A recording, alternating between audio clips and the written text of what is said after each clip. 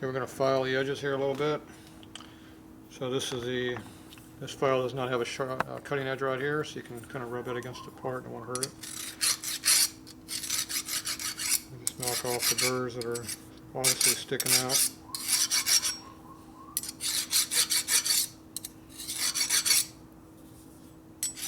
Is that a special file? No. You just modified it? No, just another, it's a knife file is what they call it. Oh. It's made specifically for doing stuff like this where you don't want to mar up the surface next to it. You'd be able to make a knife out of that. Probably. Be brittle though. Yeah. Any knife I make with a file usually breaks pretty easily. You have to heat treat them. No, you have to anneal them. They're already heat treated. That's the problem. Oh. Got them drawn back. You heat them at about 500-600 degrees and let them cool off. Oh, so doing that is not what you call heat treating? It's a heat treating process. It's called annealing. Oh. Okay, so now we're going to anneal this too. We're going to cut some material off of here that's in the way. Let's see if I can use one of these piece of crap things I don't like.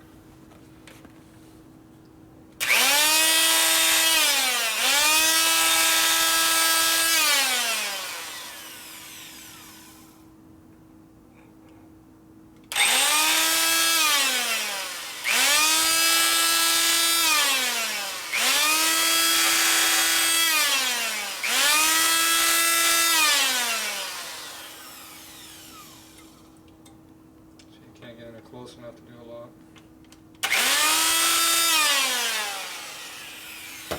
Grab the airline down there.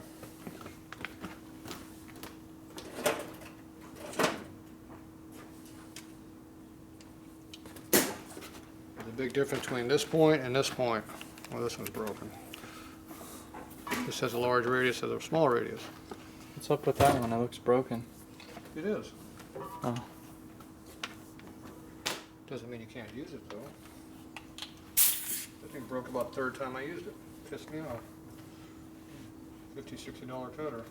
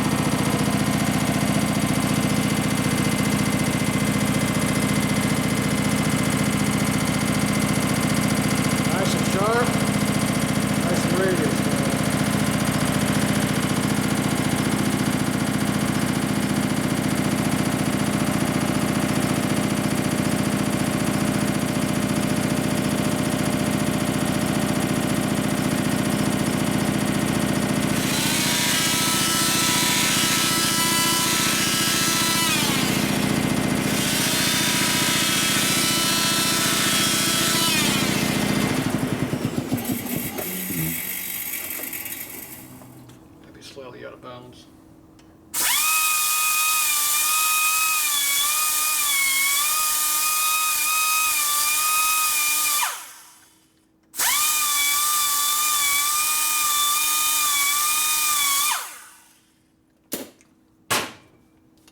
Okay. So now they're both radiused. No problem now. Should be able to get a socket in there. Alright, now I gotta clean all this crap up. It's full of chips. Be back. No more noise. The noise went away. What happened?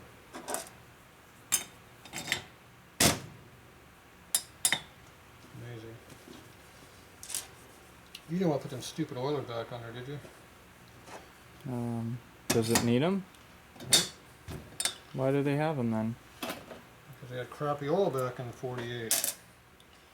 Oh, but nowadays... We have oil that actually works these days. If you want to put them on there, we can put them on there. It's up to you.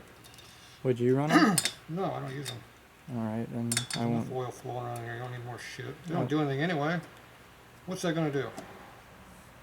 It's supposed to collect oil on top of that hole, drain down to that hole there with your bunker oil, and it's supposed to drip on top of the rocker arm going up and down like this, So, except for aerating the oil, what the hell is it going to lubricate? It's not like this is just sitting there waiting for it to drip down and get down to the valve.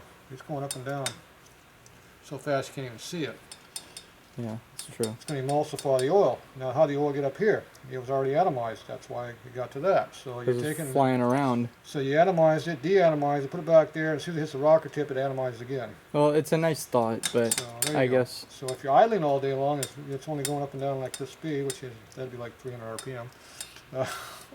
panhead won't even run at 300 Well, it RPM. won't. It's going to go a lot quicker. It's going like this. Yeah. In idle. So it just doesn't really do anything. But it makes people feel better with having them in there. Can make some hipster jewelry out of them. Well, we can put them back in there if you want. No, it's all good. Up to you. One less. And does it go in the intake or exhaust? That was the other question. I never do figure out which one it is. It's not going to go on either of them. Goes in the junk box? Is that what you're saying? Yeah, or some other customer's bike. If they want them. These are the two nuts we took off. That one here and this one here.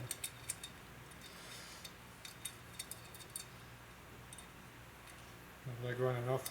See, I didn't grind the same amount as Harley did. I wasn't sure how much they took off. So did I take off enough or not? Have to find out. Be close.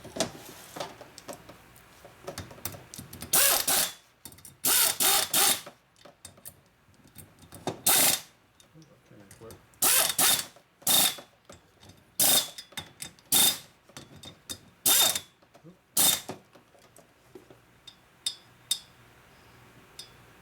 Didn't have the noise anymore. What happened? Disappeared.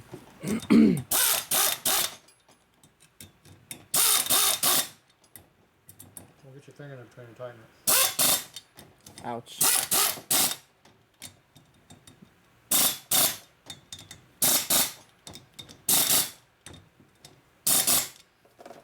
Harley probably took off a lot because they didn't cut their sockets down. Now that has a little bit of drag in the rocker arm right now.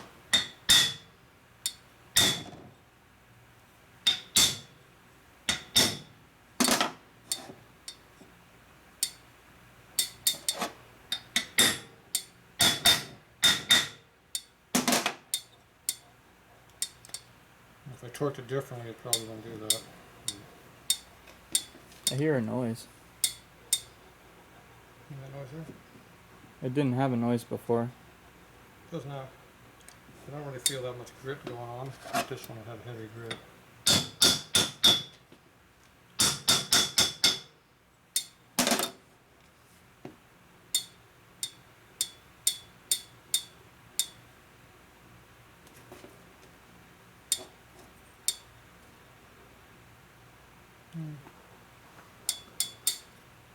Not much. A little bit. Some of those too, we pull it this way. Oh, Not I that hear one. it. It's just the rocker arms have a little bit of high spots they're going to wear down, but this one here was eaten pretty heavy. Oh. Can't have that. Some light marks where it's going to rub lightly, that's called breaking any motor. Yeah, that's good.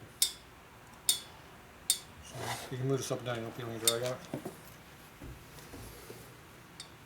It's nice and even. Yeah. And you don't want no drag.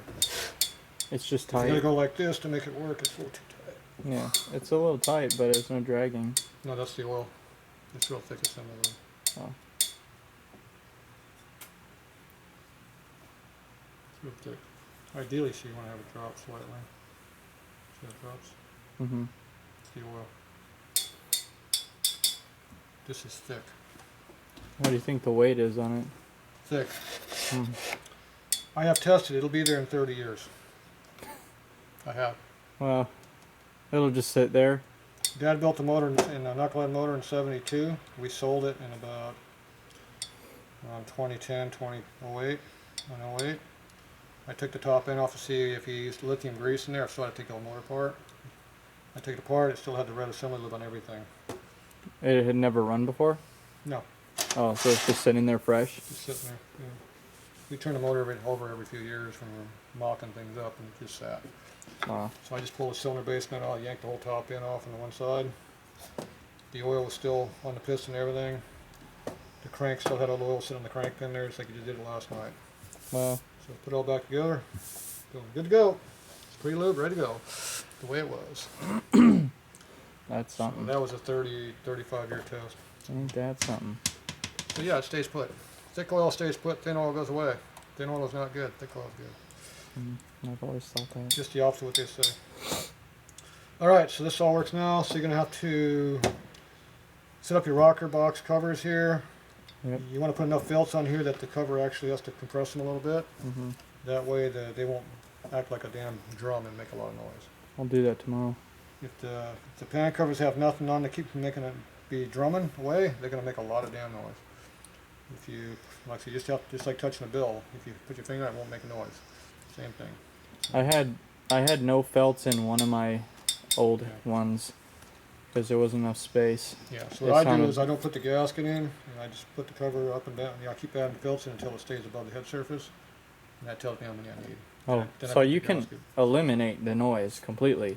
Yeah, there's always going to be noise, but Oh, because it was really loud before. without the felt covers in there, they make a lot of noise. Yeah, it was like a little guy in there with a hammer. Yep, that's what they sound like that, but louder. Yeah. Okay, that's it for 9 on these. We're all done.